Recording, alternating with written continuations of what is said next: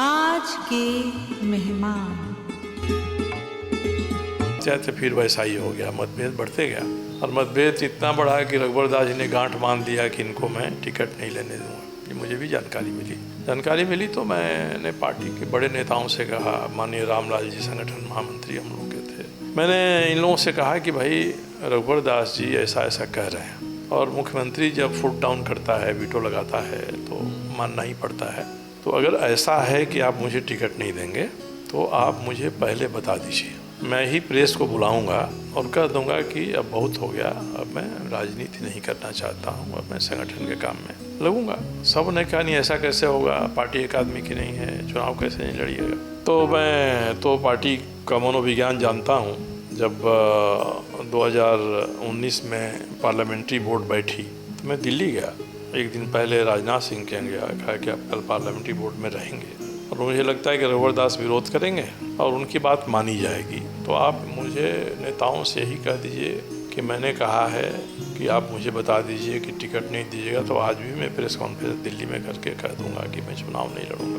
मगर इन लोगों ने किया नहीं और रघुवर दास जी ने कहा कि वो नहीं लड़ेंगे। नरेंद्र मोदी ने पार्लियामेंट्री बोर्ड में ये कहा कि भाई उनके सीट पर क्या विचार करना है, आगे बढ़िए। मगर इन्होंने कहा तो राजनाथ सिंह ने पार्लियामेंट्री बोर्ड में कहा कि वो मेरे यहाँ आए थे, उन्होंने कहा है कि अगर मुझे नहीं टिकट देना है तो पहले बता दीजिए और अगर मुझे अपमानित करिएगा तो मैं रघुवर दास के खिलाफ ही चुनाव लड़ूंगा। ये उन्होंने बड़ी पार्लियामेंट्री बोर्ड में कहा। रघुवर दास ने मजाक उड़ाया कि ठीक है लड़ जाएं, 5000 वोट मिलेगा, धीरेन्द्रनाथ पांडे जी भी लड़े थे, ये होगा।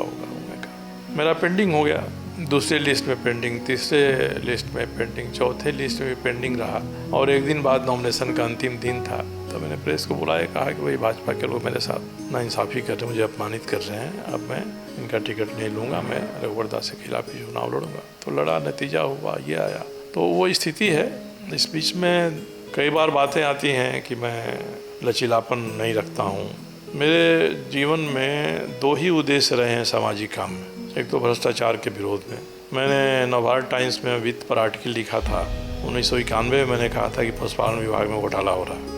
अभी सर हम उसी पे आने वाले थे, पशुपालन घोटाला, उसके बारे में कुछ।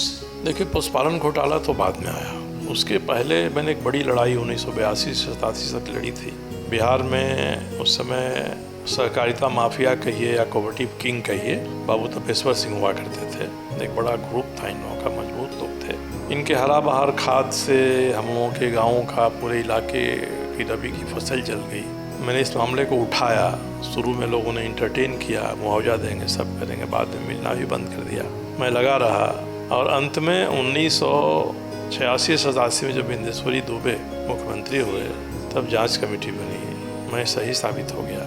मैंने सारे आरोप पत्र विधानसभा में रखवाया लोगों से और उसका नतीजा हुआ कि कोऑपरेटिव की जो 3 बड़ी संस्थाएं थी, Biscomaun, land development bank, cooperative bank, इन तीनों को सुपरसीड किया गया, बर्खास्त किया गया, IAS प्रशासक बनाया गया। उसी में से RK सिंह जो भी हाल तक मंत्री थे, ये बिस्कोमान के प्रशासक हुए थे, मुकदमे पे केस चला, ये सब चला। तो पहली उपलब्धि मेरी वही थी कि जब मेरी कोई हैसियत मेरी नहीं थी, मैंने जनता पार्टी को भी छोड़ दिया था, तो वो मैंने लड़ाई लड़ी। उसके बाद जब मैं वित्त पर एक लेख लिखता था, मुझे कहा गया था नवभारत टाइम्स में कि प्रत्येक सप्ताह एक आर्टिकल आपकी एडिटोरियल पेज पर छपेगी वित्त पर। तो उस समय आंकड़ों का विश्लेषण करते हुए बजट का और जितने दस्तावेज हैं, मैंने कहा कि ये तो पशुपालन विभाग में घोटाला हो रहा है, ट्रेजरी से अवैध निकासी हो रही है।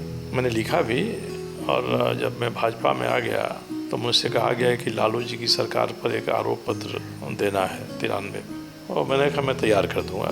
उस समय तक लालू जी की इमेज थी, गरीब घर का है, सब है, ईमानदार है, सब है। मैंने 44 बिंदुओं का चार्जशीट दिया बीजेपी को। चार्जशीट में ये सारे 10 बिंदु पशुपालन घोटाला के अवैध निकासी के बारे में थे।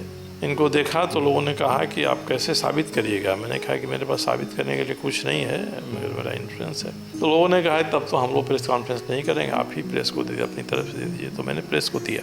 वहीं से शुरुआत हुई। 93 के 11 अक्टूबर को जयप्रकाश जी के जन्मदिन पर ये आरोप पत्र मैंने जारी किया था।